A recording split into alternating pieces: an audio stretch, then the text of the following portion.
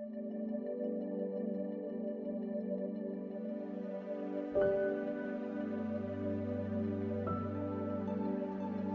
عہد نامے میں سے پالوس رسول کا افسس کی کلیسیا کے نام خط، اس کا 6واں باب اور اس کی 14ویں آیت سے اس طرح لکھا ہے: پس سچائی سے اپنی کمر کس کر اور راست بازی کا بختر لگا کر اور پاؤں میں صلح کی خوشخبری کی تیاری کے جوتے پہن کر اور ان سب کے ساتھ ایمان کی سپر لگا کر قائم رہو، جس سے تم اس شریر کے سب جلتے ہوئے تیروں کو بجھا سکو، اور نجات کا خود اور روح کی تلوار جو خدا کا کلام ہے لے لو، اور ہر وقت اور ہر طرح سے روح میں دعا اور منت کرتے رہو، اور اسی غرض سے جاگتے رہو کہ سب مقدسوں کے واسطے بلا ناغہ دعا کیا کرو، اور میرے لیے بھی، تاکہ بولنے کے وقت مجھے کلام کرنے کی توفیق ہو، جس سے میں خوشخبری کے بھید کو دلیری سے ظاہر کروں، جس کے لیے زنجیر سے جکڑا ہوا ایلچی ہوں، اور اس کو ایسی دلیری سے بیان کروں جیسا بیان کرنا مجھ پر فرض ہے۔ خدا کے کلام کا پڑھا اور سنا جانا ہم سب کے لیے باعث برکت ہو۔ میں نے اس خط کے تعارف میں آپ کو بتایا تھا کہ پالوس رسول نے قید کی حالت میں اس خط کو لکھا، اور یہاں پر اگر آپ دیکھیں تو 20ویں آیت میں اس نے ذکر بھی کیا ہے کہ میں زنجیر سے جکڑا ہوا ایلچی ہوں، اور یہ اس کی ظاہری حالت کو بیان کرتا ہے کہ قید میں رہتے ہوئے اس نے اس خط کو لکھا، اور جب کسی کو قید کیا جاتا تھا تو عام طور پر اس کی حفاظت کے لیے سپاہیوں کو، فوجیوں کو مقرر کیا جاتا تھا، اور وہ پورے لباس کے ساتھ موجود ہوتے تھے ڈیوٹی پر۔ اس میں ان کے لیے ضروری تھا کہ وہ ہیلمٹ بھی پہنے، وہ سینے بند کو بھی اپنے سینے پر باندھیں، ان کے ہاتھ میں تلوار بھی ہو، ان کے ہاتھ میں ڈھال بھی ہو، تاکہ اگر کوئی حملہ کرتا ہے تو وہ اس کا دفاع بھی کر سکیں، اور کمر بند بھی پورے طور پر۔ تو جب پالوس قید میں ہے تو لگتا ایسے ہے کہ وہ ہر روز سپاہیوں کو ایسے دیکھتا ہے کہ وہ بڑے چاقو چوبند ہیں، انہوں نے پورے اپنے جو یونیفارم ہے وہ پہنا ہوا ہے، اور جو جنگی ہتھیار ہیں وہ ان کے ہر وقت پاس رہتے ہیں۔ میں نے پچھلے اتوار آپ کو یہ بتایا کہ ہر ایماندار ہر وقت حالت جنگ میں ہے، یوں سمجھے ایک جنگ ہے، ایک لڑائی ہے، اور یہ جنگ، یہ لڑائی صرف ان لوگوں کے خلاف نہیں ہے جو دہریے ہیں، جو خدا کو نہیں مانتے، یا یہ نام نہاد مذہبی رہنماؤں کے خلاف جنگ نہیں ہے۔ یہ جنگ نہ صرف مسیح کے منکروں اور مسیح کے مخالفوں کے ساتھ ہے، بلکہ یہ ابلیس اور اس کی فوجوں کے ساتھ ہے، جو ہر جگہ ایگزسٹ کرتی ہیں، وہ ہر جگہ موجود ہیں، اور ابلیس اور اس کی فوجیں ہر وقت ہمارے خلاف جنگ کرتی ہیں۔ اس لیے اگر ہم خالی ہاتھ جنگ کریں گے تو ہم بہت جلد اس جنگ کو ہار سکتے ہیں، لیکن خدا کا بندہ پالوس رسول ہمیں کچھ ایسے ہتھیاروں کا ذکر کرتا ہے جن کی مدد سے ہم اس روحانی جنگ کو لڑ سکتے ہیں۔ اب پالوس کی یہ بھی ایک بڑی ذہانت ہے اور یہ ایک بڑی خوبصورتی ہے کہ خدا کے پاک روح کی تحریک سے وہ جیسے جسمانی چیزوں کو دیکھتا ہے تو ان کا روحانی مطلب نکال لیتا ہے۔ اب اس نے ایک سپاہی کو دیکھا جس نے بختر کمر بند بھی باندھا ہوا ہے، اور اپنے چھاتی کی پروٹیکشن کے لیے اس نے بختر بھی لگایا ہوا ہے، یعنی سینے بند، اور اس کی تلوار بھی دیکھتا ہے۔ تو وہ ان ساری چیزوں کو جو جسمانی ہے وہ روحانی مطلب دے دیتا ہے، اور یہ روح سے معمور شخص کی نشانی ہے کہ وہ جسمانی باتوں سے بھی روحانی مطلب نکال لیتا ہے، اور اس روحانی سچائی کو سکھانے کے لیے جسمانی باتوں کو استعمال کرتا ہے۔ اب یہاں پر اگر ہم 14ویں آیت سے دیکھیں تو سب سے پہلے جس وہ روحانی ہتھیار کا ذکر کرتا ہے جس کی ہم سب کو ضرورت ہے، وہ ہے سچائی۔ یہ کہتا ہے کہ پس سچائی سے اپنی کمر کس کر۔ اب یہ جو لفظ سچائی یہاں پر افسیوں کے خط میں استعمال ہوا، میں اس کو دیکھ رہا تھا تو جو یونانی لفظ استعمال ہوا یہ وہی لفظ ہے جو خداوند یسوع مسیح نے اپنے بارے میں کہا تھا کہ راہ، حق اور زندگی میں ہوں۔ حق جو لفظ یسوع مسیح جو ہمارے پاس اردو ترجمہ ہے، انگریزی میں ٹروتھ، اور یہاں پر بھی وہی لفظ ہے یونانی لفظ جو خداوند یسوع مسیح نے استعمال کیا۔ تو خدا کا بندہ پالوس کہہ رہا ہے کہ سچائی آپ کے پاس ہونی چاہیے، اور سچائی کون ہے؟ خداوند یسوع مسیح۔ اس نے کہا میں سچائی ہوں، میں حق ہوں، میں ٹروتھ ہوں۔ اور پھر 8ویں باب میں، یوحنا 8ویں باب میں بھی خداوند یسوع مسیح نے کہا اور سچائی سے واقف ہو اور سچائی تمہیں آزاد کرے گی۔ تو سب سے پہلے جس چیز کا آپ کے پاس ہونا ضروری ہے وہ کیا ہے؟ سچائی۔ اور سچائی کون ہے؟ خداوند یسوع مسیح۔ کبھی کبھی کچھ لوگ اس سچائی سے دور ہو جاتے ہیں، شاید کسی مجبوری سے، کسی پریشر کے انڈر آ کر، کسی دنیاوی لالچ کے تحت لوگ سچائی کو چھوڑ کر باطل کی طرف اور دیگر عقائد کی طرف چلے جاتے ہیں۔ اور ابلیس کی یہ بہت اسٹریٹجی ہے، ابلیس کا یہ بہت بڑا ٹارگٹ ہے، اور ابلیس چاہتا ہے کہ لوگ سچائی سے دور ہو جائیں، لوگ مسیح سے دور ہو کر اور چیزوں میں انوالو ہو جائیں۔ لیکن خدا کا بندہ پالوس جس بات پر زور دیتا ہے وہ ہے کہ سچائی یعنی خداوند یسوع مسیح سب سے پہلے جس کی آپ کو ضرورت ہے وہ یسوع مسیح ہے، کیونکہ مسیح کے بغیر ہم کچھ بھی نہیں ہے، مسیح کے بغیر ہم اس روحانی جنگ کو لڑ نہیں سکتے۔ یعنی پچھلے دنوں ایک تجربہ ہوا میرے ساتھ، میں بچوں کو اسکول چھوڑنے کے لیے گیا، ہمارا گیٹ کھلا تھا، جب میں واپس آیا ہمارا ایک چھوٹا سا ڈوگی ہے، وہ نہ کانپ رہا تھا، میں نے کہا اس کو سردی لگ رہی ہے، تو بالکل دیوار کے ساتھ لگ کے تو مسلسل کانپے جا رہا ہے۔ میں نے کہا ہاں سردی ہے اور بڑھ گئی ہے، تو اس کو سردی لگ رہی ہے، اس کے لیے مجھے اس کو بندوبست کرنا چاہیے۔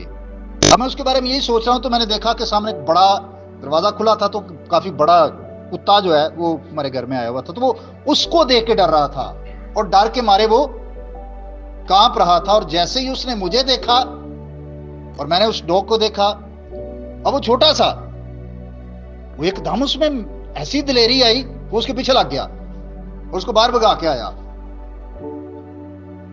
تو میں اس بات سے ایک روحانی سبق میں نے بھی سیکھا کہ یہ ڈر رہا ہے اس وقت تک جب تک یہ سمجھتا ہے کہ میں اکیلا ہوں، لیکن جیسے ہی اسے پتا چلا کہ مالک آ گیا ہے تو وہ جو ڈر کے کانپ رہا تھا اس میں ایسی دلیری آ گئی کہ وہ اپنے سے کئی گنا بڑے جانور کے سامنے وہ اس کا مقابلہ اس کے پیچھے لگ گیا۔ میں اس کو ریلیٹ کر رہا تھا کہ بے شک ایک دنیاوی مثال ہے، ایک تجربے سے گزرا، لیکن میں نے یہ دیکھا کہ کئی دفعہ خدا کے بغیر ہم کتنے بے بس، ڈرپوک، بزدل اور سہمے ہوئے ہوتے ہیں، لیکن جب ہمیں پتا ہو کہ ہمارا مالک ہمارے ساتھ ہے پھر بڑی دلیری آ جاتی ہے۔ اور یاد رکھیے گا کہ اس روحانی جنگ میں خداوند یسوع مسیح کے بغیر ہم کچھ بھی نہیں کر سکتے۔ اور سب سے پہلے اس سچائی کو اپنی زندگی میں لے لینے کی ضرورت ہے، اور اگر کسی کی زندگی میں ابھی تک مسیح نہیں ہے تو وہ کبھی بھی کسی صورت ابلیس کا مقابلہ نہیں کر سکتا۔ وہ روحانی جنگ میں وہ تو پہلے ہی بار میں اس کا خاتمہ ہو جائے گا، ابلیس پہلا حملہ کرے گا اور ابلیس کامیاب ہو جائے گا۔ ہماری روحانی زندگی بالکل، کیونکہ مسیح کے بغیر تو ہماری روحانی زندگی کا کوئی تصور ہی نہیں ہے۔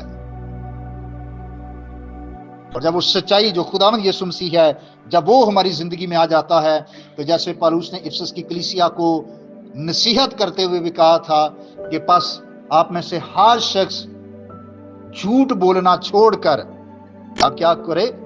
سچ بولے۔ جب سچائی ہماری زندگی میں ہے تو پھر ہماری زبان پر، ہمارے لبوں پر بھی ہمیشہ سچ ہی ہونا چاہیے۔ تو ابلیس کا ہتھیار ہے جھوٹ، وہ جھوٹوں کا باپ ہے، لیکن ہم جو سچائی کے پیروکار ہیں، ہم جو حق کے پیروکار ہیں، ہم جو خداوند یسوع مسیح کے فالوورز ہیں، ضروری ہے کہ ہماری زبان پر ہمیشہ सच्चाई हो, चाहे हमें नुकसान ही क्यों ना हो उठाना पड़े। झूठ बोलकर फायदा हासिल करना, झूठ बोलकर सजा से बचना, झूठ बोलकर दुनियावी लालच या दुनियावी फायदे के लिए खुदा का कलाम हमें इससे मना करता है। बल्कि बाइबल मुकद्दस में बताती है कि सब मुकाशफा की किताब में कि सब झूठों का हिस्सा कहां पर है?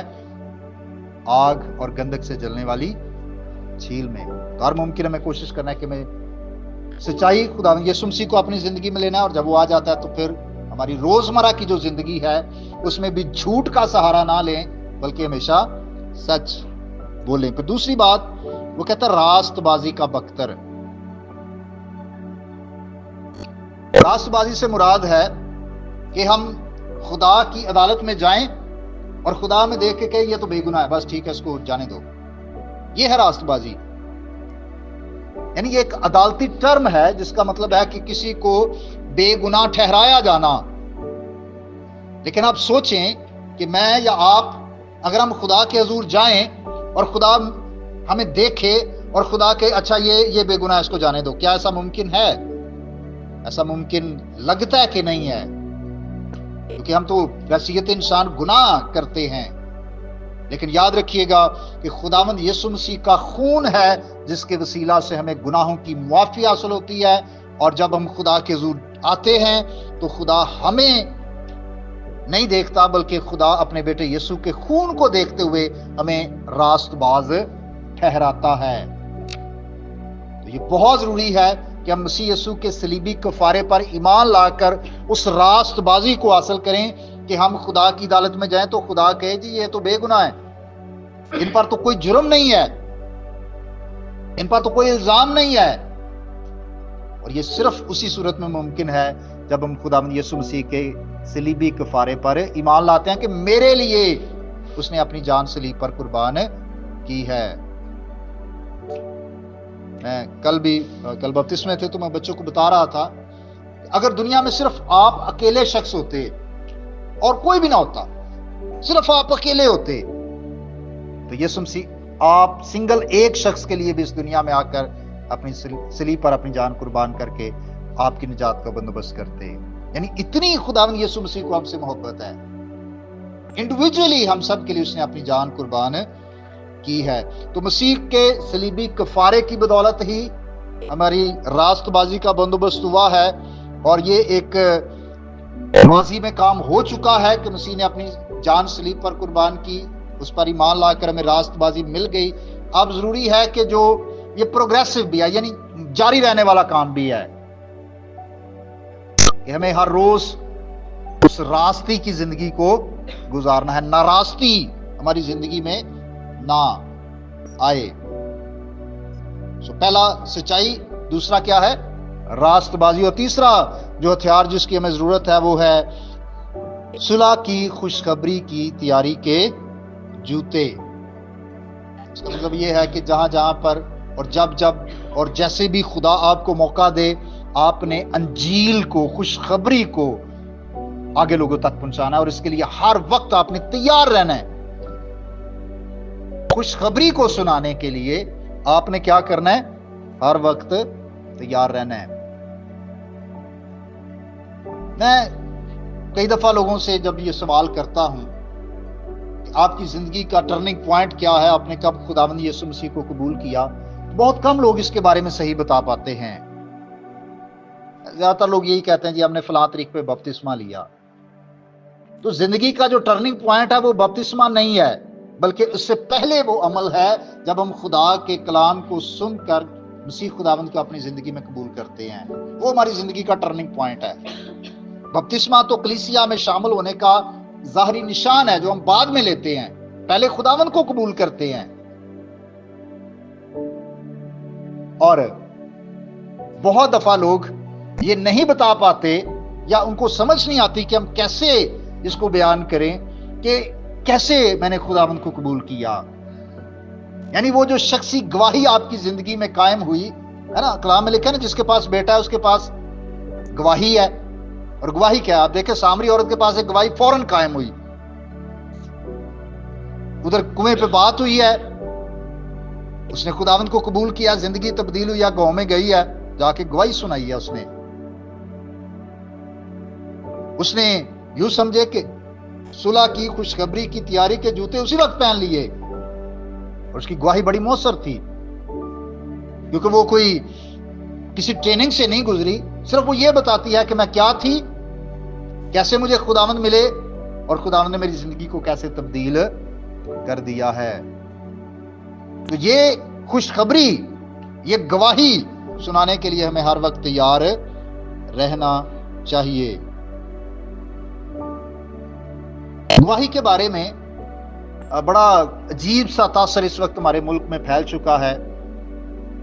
ہم کہتے ہیں جی گواہی، ایون میں نے کبھی کبھی لوگوں کو سنا جی میں نے 1 سال سے گواہی روک رکھی تھی کہ میرے پاس پیسے ہوں گے، میں لاہور جاؤں گا، پھر گواہی دوں گا۔ میں پریشان ہو جاتا ہوں اس جملے کو سن کے کہ خدا نے تو آپ کو موقع دیا ہے کہ آپ جو خدا نے آپ کی زندگی میں کام کیا ہے وہ اپنے آس پاس لوگوں کو بتائیں۔ گواہی سنانے کا یہ طریقہ نہیں ہے کہ آپ کمیٹی ڈال کے تو پیسے جمع کر کے تو پھر کسی چینل پہ جا کے تو کہیں جی اب میں نے گواہی سنانی ہے۔ اوپر سے میں چینلز والوں نے بھی اس طرف ڈال دیا ہوا گواہیاں ہی گواہیاں، جی میں بیمار تھا میں ٹھیک ہو گیا، تو میں 1 سال سے پیسے جمع کر رہا تھا یہ بتانے کے لیے کہ میں بیمار تھا اور ٹھیک ہو گیا ہوں۔ جسم میں رہتے ہوئے ہم بیمار بھی ہوتے ہیں، خدا ہمیں تندرستی بھی دیتا ہے، اور ہمیں ہمیشہ تندرستی کے لیے دعا کرنی چاہیے، خدا کی شکر گزاری کرنی چاہیے، اور خدا کے ان کاموں کے لیے اس کی تمجید کرنی چاہیے۔ لیکن اس سے بڑی بات یہ ہے کہ اس نے ہماری زندگی کو بدلا کیسے ہے، ہمیں نجات کا تجربہ کیسے ہوا ہے، یہ سب سے بڑی گواہی ہے، اور یہی سب سے بڑا معجزہ ہے کہ ہم جو موت میں تھے ہم تو زندگی ہمیں مل گئی ہے۔ اور یہ ضروری ہے کہ ہم یہ بتانے کے لیے ہر وقت تیار رہیں، اور یہ چند لوگوں کا کام نہیں ہے۔ یہ مسیح کے بارے میں صرف ہمارے پادری صاحب کی ذمہ داری ہے، یا ہمارے ایلڈر صاحبان کی ذمہ داری ہے، یا سنڈے اسکول ٹیچرز کی ذمہ داری ہے، یا چند ایک اور مخصوص لوگوں کی ذمہ داری ہے۔ نہیں، یہ ہر ایک ایماندار کے لیے ہے کہ جو خدا نے آپ کی زندگی میں کام کیا ہے، مت اس انتظار میں نہیں کہ اچھا جی کسی سٹیج پر ہمیں موقع ملے گا تو پھر ہی ہم گواہی سنائیں گے۔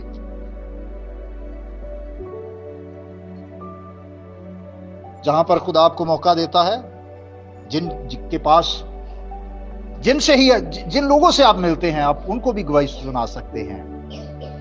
آپ اپنی ڈیوٹی کے دوران اپنے کولیگز کو بتا سکتے ہیں کہ میرے لیے یہ مسئلہ تھا، میں نے دعا کی، خدا نے میرے لیے حل کیا۔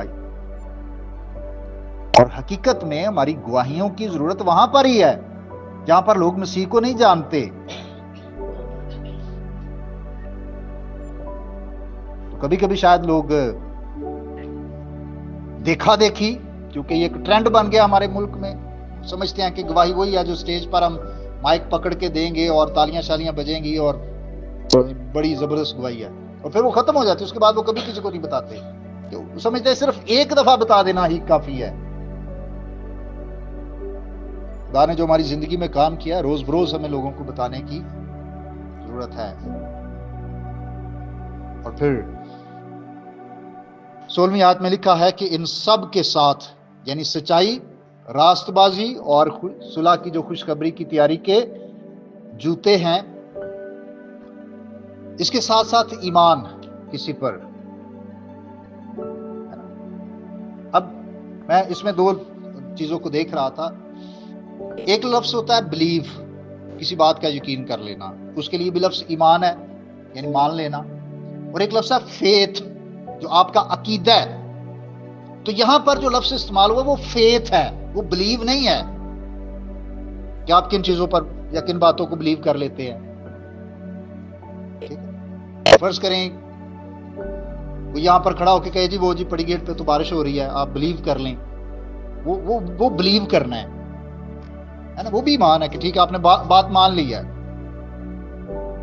لیکن یہاں پر جس ایمان کی بات ہو رہی ہے وہ ہے فیتھ، یعنی جو ہمارا عقیدہ ہے،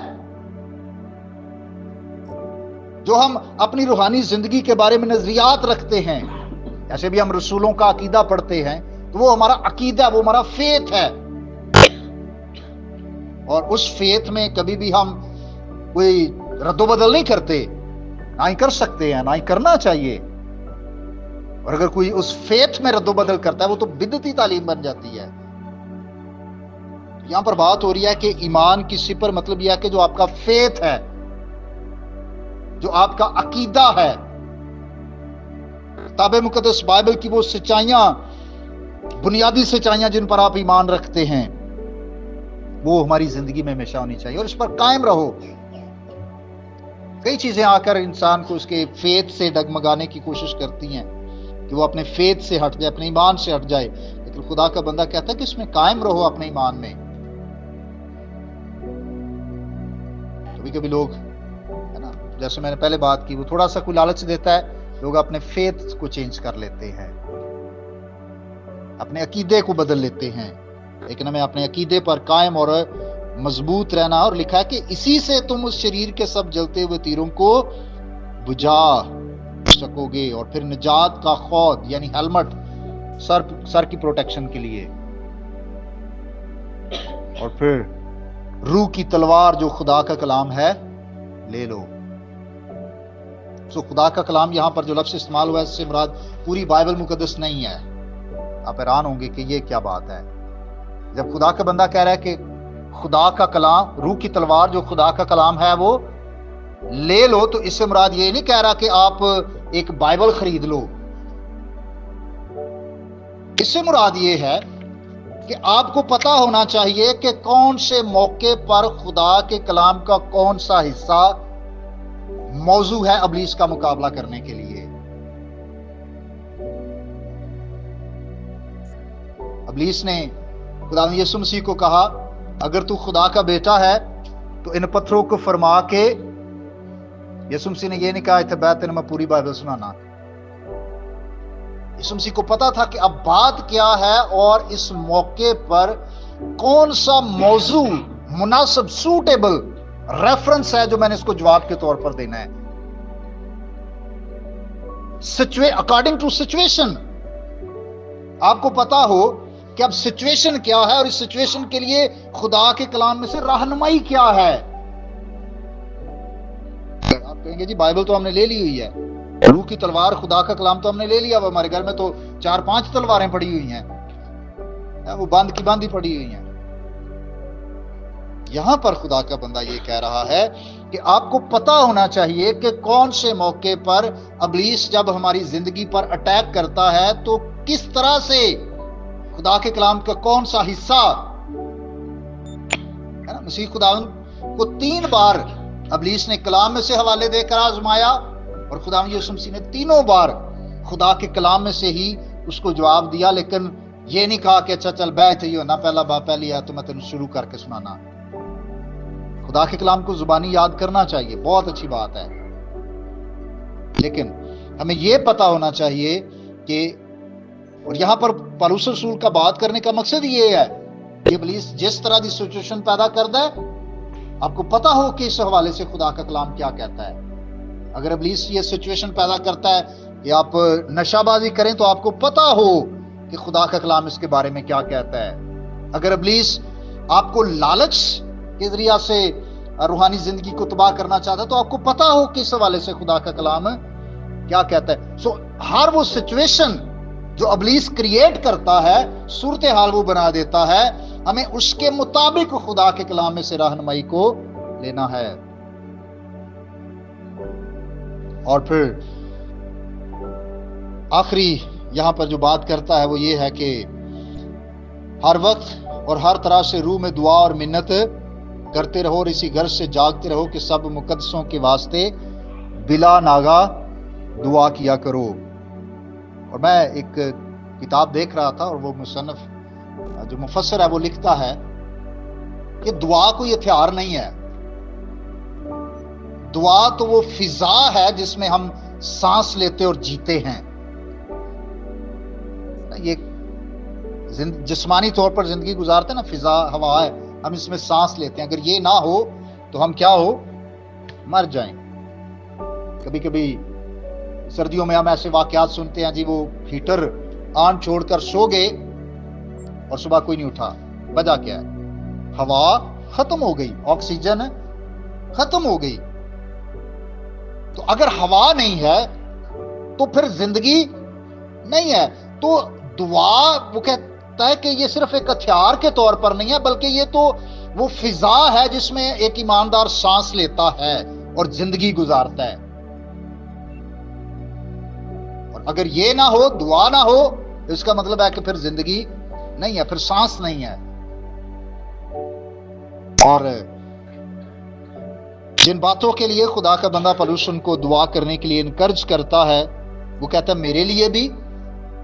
سب سے پہلے وہ کہتا ہے کہ سب مقدسوں کے واسطے، سارے ایمانداروں کے لیے. کبھی کبھی ہماری دعا کا سرکل بہت صرف اپنے لیے، اپنے خاندان کے لیے اور آمین. وہ کہتا ہے آپ نے سب ایماندار جو ہیں، سب جو مقدسین ہیں، آپ نے ان کے لیے دعا کرنی ہے. پھر وہ کہتا ہے میرے لیے بھی کرو. اب ایک بندہ قید میں ہو تو وہ کہے میرے لیے دعا کریں، تو کیا سمجھ آتی ہے ذہن میں؟ کس بات کے لیے ہم اس کے لیے دعا کریں؟ ہے نا؟ پہلے تو ذہن میں یہی بات آتی ہے کہ اچھا بندہ قید میں ہے تو چلیں اس کے لیے یہی دعا کرتے ہیں کہ خدا کرے کہ یہ قید سے. لیکن پولس کی یہ خواہش نہیں ہے. وہ قطعی طور پر اس مقصد کے لیے دعا کرنے کے لیے نہیں کہتا، بلکہ وہ یہ کہتا ہے کہ میرے لیے بھی دعا کرو تاکہ بولنے کے وقت مجھے کلام کرنے کی توفیق ہو، جس سے میں خوشخبری کے بھید کو دلیری سے ظاہر کروں. میں جو خدا کے کلام کی خدمت کرتا ہوں، مجھے پتہ ہے یہ بہت بڑا چیلنج رہتا ہے میرے لیے بھی اور تمام جو بائبل کے مناد ہیں، کہ کلیسیا سامنے بیٹھی ہے اور آپ خدا کے کلام کو، تو کبھی کبھی ایسی سچویشن ہوتی ہے یا ایسی باتیں ہوتی ہیں جن کو دل کرتا ہے کہ آپ گول مول کر جائیں، کیونکہ یہ تو کلیسیا میں مسئلہ چل رہا ہے اور فلاں بھائی یا فلاں بہن ناراض ہو سکتے ہیں. اچھا اس کو نہ کسی طریقے اس بات کو رہنے دو. اور یہ بہت دفعہ لوگ اس آزمائش کا شکار ہو جاتے ہیں کہ کلیسیا دا خاندان ہی نہ چلا جائے. یہ ایک آزمائش ہے، اور ایسے میں میرے لیے جب یہ آزمائش بنتی ہے میں خدا سے دلیری مانگتا ہوں،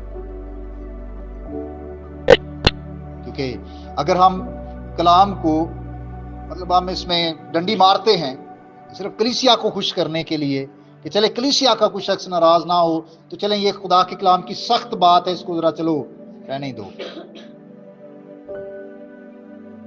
اور یہ میں سچی بات بتا رہا ہوں، یہ آزمائش رہتی ہے میرے لیے بھی، ہم سب کے لیے جو کلام کے مناد ہیں یہ ہوتی ہے کہ کوئی ناراض نہ ہو جائے اس بات سے.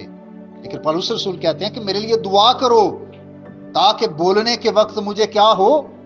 دلیری ہو.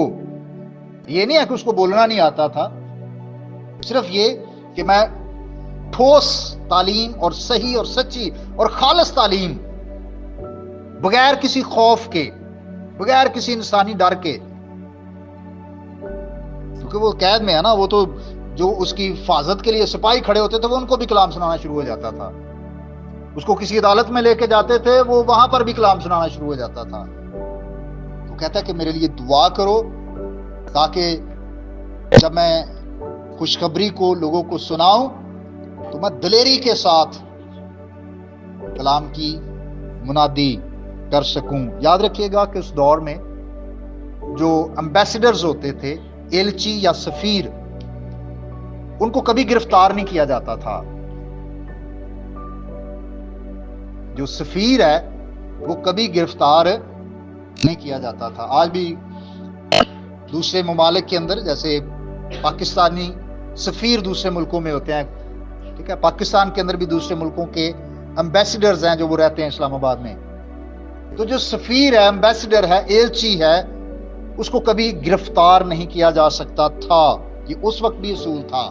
اور پولس اپنے بارے میں کہتا ہے کہ میں مسیح کا ایلچی ہوں لیکن میں زنجیروں سے جکڑا ہوا ہوں. ایلچی اریسٹ نہیں کیے جاتے تھے، لیکن کہتا ہے کہ مجھے کیا گیا ہے کیونکہ وہ مسیح کا ایلچی ہے، وہ مسیح کا امبیسڈر ہے، وہ مسیح کا سفیر ہے، وہ مسیح کے بارے میں لوگوں کو بتاتا ہے.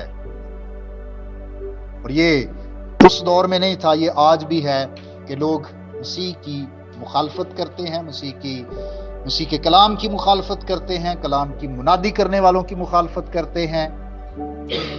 لیکن پولس उससे वो इतना प्रेशर नहीं लेता उसका कि वो लो जी मैं तो एलची हूं और मुझे क्यों गिरफ्तार किया गया है। उसको पता है कि जिस्मानी तौर पर मुझे तो गिरफ्तार किया जा सकता है, लेकिन खुदा का कलाम कभी भी कैद नहीं किया जा सकता।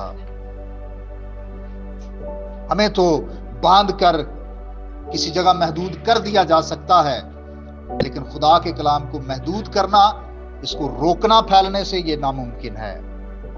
इसलिए उसको अपनी फिक्र नहीं, अपनी परवाह नहीं है। उसको अगर फिक्र है तो वो यही कि कलाम की जो सच्चाइयां हैं, जो मुनादी है, ये लोगों तक पहुंचनी चाहिए। भाई और बहनों, आज हमारी ये जरूरत है कि हम यीशु मसीह को जो सच्चाई है अपनी जिंदगी में ले लें। उसी के वसीला से हमें रास्तबाजी भी हासिल होती है, निजात हमें उसी के वसीला से मिलती है। और जरूरी है कि जिस्म में रहते हुए हमेशा सच बोले, हमेशा रास्तबाजी की जिंदगी बसर करें, हमेशा अपनी जिंदगी में होने वाले जलाली काम को दूसरों को बताने के लिए तैयार रहें, ईमान पर कायम और मजबूत रहें, खुदा के कलाम से इस कदर जुड़े रहें कि हमें पता हो कि जब इब्लीस हमारे लिए आजमाइश पैदा करता है तो हम कैसे कलाम के थ्रू उसका मुकाबला कर सकते हैं। सिर्फ अपने पसंदीदा हवाला जात ही ना पढ़ते रहें सारी जिंदगी, बल्कि पूरी बाइबल, पूरी तालीम, ताकि हमें पता हो कि कौन सी सिचुएशन में खुदा का कलाम हमारी क्या रहनुमाई करता है। दुआ एक रूहानी सांस है, और ये सांस हम 24 घंटे, ये मुसलसल जारी रहने वाला अमर है। ये ऐसा नहीं होता कि हम कहीं जी चले, हम तो हफ्ते में सिर्फ 2 घंटे के लिए सांस लेंगे और बाकी पूरा हफ्ता कोई जरूरत नहीं है सांस लेने की। नहीं, ये हर वक्त जारी रहने वाला काम है। तो हर वक्त जो हमारी दुआया जिंदगी है, जो दुआया हालत है, ये कायम और बरकरार रहनी चाहिए। सो खुदा हमारी मदद करे कि हम इन रूहानी हथियारों से लेस हों, ताकि इब्लीस का और उसकी फौजों का और उसकी कुव्वतों का मुकाबला कर सकें। खुदा हम सबको आज के कलाम से बरकत बख्शे। आमीन। तक हमारा चैनल सब्सक्राइब नहीं किया तो अभी सब्सक्राइब करें और बेल आइकॉन को क्लिक करके हमारी लेटेस्ट वीडियोस के बारे में अपडेट जानें।